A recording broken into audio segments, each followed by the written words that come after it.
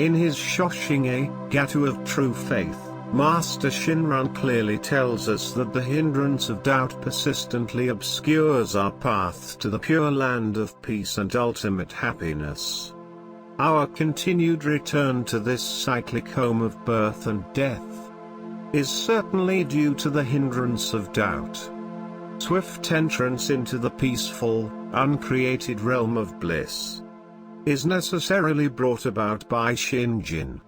Hindrance of doubt is the main fetter that keeps us strongly imprisoned inside the dreadful realms of samsara, the vicious cycle of birth, suffering and death marked by impermanence, relentless pain and suffering. We have transmigrated endlessly within the 6 realms: gods, demi-gods, humans, animals, hungry spirits and hell beings, without an effective condition that could put an end to this treacherous cycle of painful existence. Suffering beings like ourselves do not know why we are born here, in a fleeting life firmly attached to greed, hatred, ignorance, arrogance and doubt. Many of us might have, in our previous lives or the present life, come into contact with the Buddha Dharma, which had taught us how to escape from samsara. Yet, due to the stubborn hindrance of doubt in our arrogant minds, we are unable to fathom the inconceivable compassion and wisdom of the Buddhas. Therefore, perpetually engulfed by the darkness of ignorance, we continue to drift in the painful ocean of samsara. The persistence of doubt is a natural mechanism and manifestation of one's intractable ego. It is the self-centered tendency of human beings to dismiss anything we cannot see or perceive with our eyes and to construe as false, transcendental existences that are absolutely true but beyond the limited field of cognition of spiritually blind persons. Our self-centered egos, solidly hardened through billions of existences, take as real the relative knowledge of science, technology and the huge overload of useless materialistic informations. These elusive fetters further boost up our arrogance and doubt that firmly dismiss the metaphysical energies that cause our births in this world. In other words, the majority of us are made spiritually blind. Therefore, we lack the aspiration to escape from samsara by not listening deeply to the Buddha Dharma. Strongly attached to the massive habitual behaviors accumulated by us over billions of lives, we are strongly attached to samsara, our familiar home of insatiable desires. Therefore, we are naturally reluctant to leave this world of pain and suffering, for an unfamiliar place which we cannot perceive. If in this lifetime still you are entangled in a net of doubt, then unavoidably you must pass once more in the stream of birth and death through myriads of kalpas. How sad and lamentable this is, that we would simply squander away again our extremely rare human lives, which have now given us this wonderful opportunity to free ourselves forever from this dreadful cycle of pain and suffering. Our continued transmigration within samsara is, therefore, sadly inevitable. Doubts regarding Shakyamuni Buddha hinder most of us from listening deeply to what he has taught. Many doubt his teachings on impermanence, laws of karma, cause and effect, dependent origination and rebirth. We question his sublime skillful methods for emancipation and unreasonably ask for scientific proofs for these absolute truths, which are clearly beyond the limited scope of our minuscule mental capacities and outside the conventional gauge of material measurements. These persons of doubt have no trust in the Buddha Dharma and therefore, exclude themselves from the Buddha's teachings, the one and only the true spiritual path in this world, that could lead us to salvation. Yet, being foolish beings with deep, blind passions, we must accept that the darkness of doubt cannot be eliminated through our human intelligence and arrogance. It is only through listening deeply to the Buddha Dharma that full entrusting in the wonderful teachings of Shakyamuni Buddha can occur, thereby causing doubt to simply dissipate in our minds, with the spontaneous presence of the light of wisdom.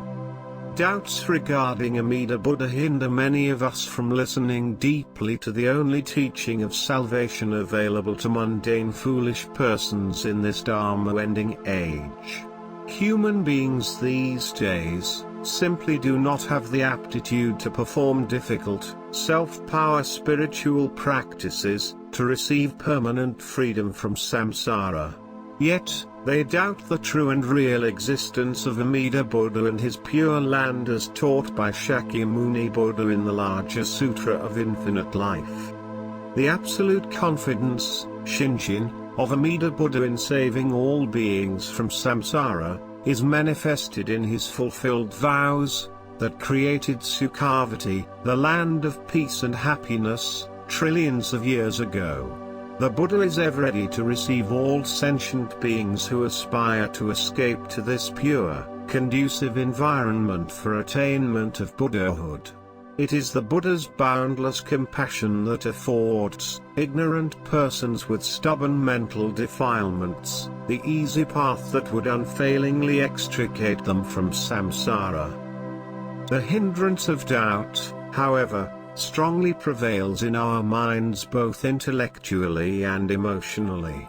We are constantly assailed by self-doubts and doubts regarding the real existence of Amida Buddha and his aspiration to save us. Doubt is deep-rooted and is a natural part of being human. Yet, if we give ourselves the chance by temporarily putting aside our preconceived ideas and are open to the Amida Dharma by listening deeply, these doubts will disappear at some point, when our minds would be suddenly illumined by the light of boundless compassion.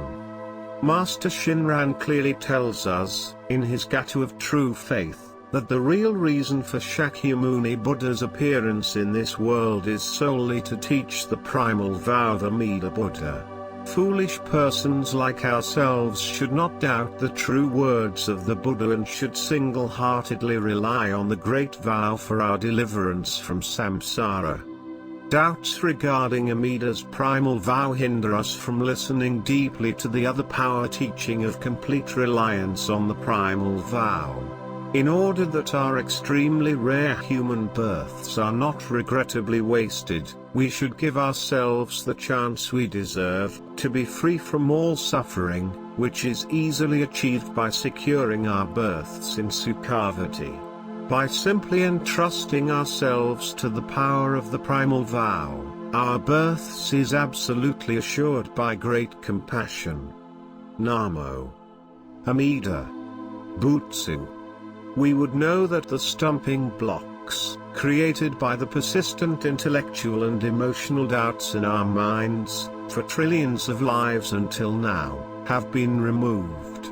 The arising of our entrusting mind, Shinjin, which is the most difficult of all difficulties, has now manifested itself, as the easy path to salvation.